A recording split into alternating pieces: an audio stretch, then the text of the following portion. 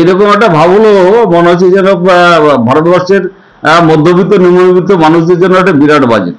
সোনার দাম কমিয়ে ফেলেছে, হীরের দাম কমিয়ে ফেলেছে, অন্যান্য জিনিসপত্রের দাম কমিয়ে ফেলেছে। এটাতে বাংলার মানুষ কেন, ভারতবর্ষের বিভিন্ন রাজ্যের মানুষ কিন্তু অসন্তুষ্ট।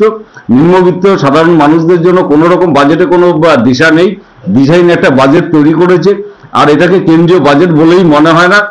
যারা দেখছে বাজেট, যারা একটু পড়াশোনা জানে, মানে স্কুলের গন্ডি, হাই স্কুলের গন্ডি পেরিয়েছে, তারা প্রত্যেকেই জানে যে এই বাজেটটা অন্ধ্রপ্রদেশ এবং বিহার কেন্দ্রিক বাজেট হয়েছে, দুটো রাজ্যের বাজেট।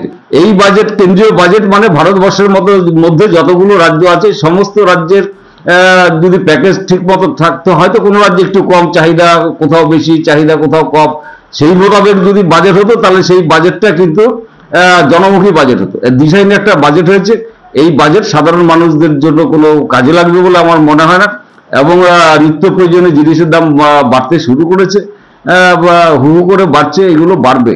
এই বাজেট দিশাহীন একটা বাজেট হয়েছে।